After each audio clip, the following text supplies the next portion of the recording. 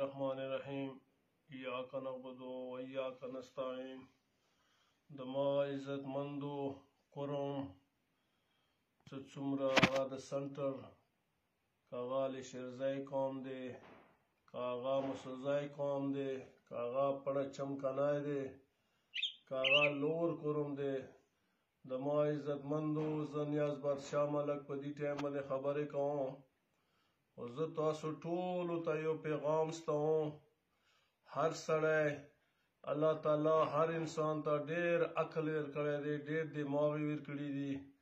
په ښیا پوهېږي په بادیا پوهېږي او په پیدیا پوهېږي په نقصانا پوهېږي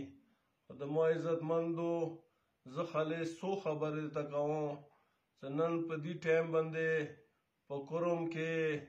چې کوم سیټ باندې دا څو پلټیانې لګیا دي چې هغه یوه د پی ټي آی دی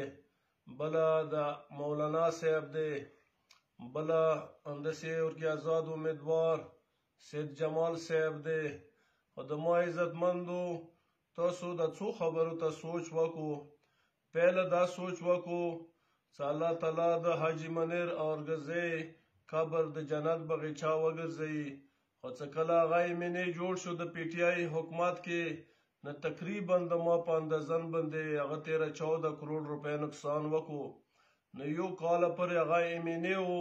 خو تاسو د ما عزتمندو سوچ وکړو چې یو کال کې هغه هیڅ قسم کاروبار ونه کړو ویلې ونه کړو ویلې څه کار ونه کړلو او وجه دا وه چې د پی ټي آی حکومت هغه ته هیڅ په لاس باندې ویر نه کړلو د ما عزتمندو هغه نه بعد بیا د مولانا صاحب چې کوم د مو د حاجي طارق صاحب زوی چې هغه ایم پی ای صاحب راغللو ریاض خان چې هغه ډېر ښه سړی دی ډېر خوږ سړی دی خو د ما عزتمندو تاسو اوس دې ته سوچ وکړو چې دا کله نه ایم پی ای راغلی دی د 10-12 کروڑ خرچه یې وکړله خو نن ورځې پورې هغه خپله خرچه یې اوسه پورې راونه بستله نو تاسو خپله سوچ وکړو چې په قرم کې ویلې ونه بستله ویلې کار ونه کړو چونکې هغه ته د پی ټي آی حکومت هیڅ شی په لاس باندې ویر نه کړلو نو د ما عزتمندو زه تاسو ته اپیل کوم ما به همیشه تقریرونه کړي ما به جذبه استعمال کړي نو زه تاسو ته دا اپیل کوم چې لږ سوچ وکړو چې په دې ټایم د پی ټي آی حکومت دی فخرزمان خان ته ټکټ میلاو دی ښه خندني سړی دی الله تعالی ډېر څه ویر کړي دي خو تاسو د اهل سنت اهل تشهید لور قرم په ځان باندې رحم وکړو ځان ته سوچ وکړو لکه نن د مو د ایم پی ای اقبال میا صاحب په اپر قرم کې څومره ښه کارونه شروع کړي دي څومره ترقي کار شروع کړی دی او وجه دا دی چې هغه ته د پی ټي آی حکومت پنډونه ورکوي او هغه ته هر څه په لاس باندې میلاویږي نن تاسو سجید ایمنې ته سترګې وغړوو چې هغه ایمنې دی خو چونکې اوسه پورې ساجد ایمنې صاحب یوه ویلا د چا پخانه که ویلې پخانه کړله ویلې ونه کړلو ترقیات کار ویلې څه هغه ته چوک ورکوي نه د پی ټي آی حکومت طرف هغه ته پنډ نه میلیږي نو ما دې وجې نه دا سوچ وکړلو چې زه نیاز بادشاه ملک دا ټول سني قوم ته دا پریاد کوم دا ورته سوال کوم چې تاسو چې کوم منځ کې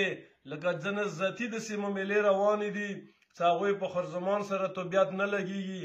ذاتي طور سره هغوی په وشوالی یو تعصب شروع کړی دی یوه مقابله یې شروع کړي خو چونکې هغو خلکو ته زه دا عرض کوم دا اپیل کوم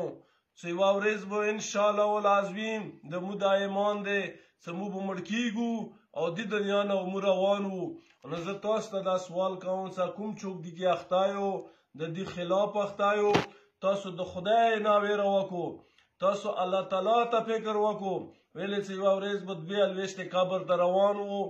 څوک و الله تعالی به درنه تپوس کوي ویلې چې د ما 15 لکه ابدي ډېره زیاته په مشکلاتو کې دی چې د هغوی هېڅ قسم نه پوشولی د سیمیډر سکول شته نه کیډټ کالج شته نه داسې هسپتال شته نو دا 2 کاله حکومت پاتې دی د پی ټي آی نه انشاءالله دا ډېر اهم ټایم دی نه که تاسو پوشولی خدای نه ویره وکړو او تاسو پوشي د الله د رضا دپاره د دغ سنی قوم د پاره او تاسو ټول حمایت وکړو ټول پوښي دا سوچ وکړو چې دا حقیقت چې د پی ټی آی ایم ان ای نه د پی ټی آی ان پی نه بلې پلټی ته هیڅ نه ورکوي نو زه تاسو ته دا اپیل کوم چې مکمل د پی ټی آی حمایت وکړو او پی ټی آی ته چې کوم بیډ دی هغه باندې ټاپاوه لګو دا زه ټول قوم ته سوال کوم تاسو سوچ وکړو چې د مولور کوم د پی ټی آی حکومت کې 55 کاله بعد د پی ټی آی حکومت کې هغه ساده تحصیل شو اوس پورې دا تحصیل نه و خدا د الله مهرباني و د پی ټی آی حکومت مهرباني و تاسو سوچ وکړو چې نن پوښي ساده باندې نظر واچو چې هغه هسپتال دی کاغه ارمی سکول دی کاغه جج صاحبان دي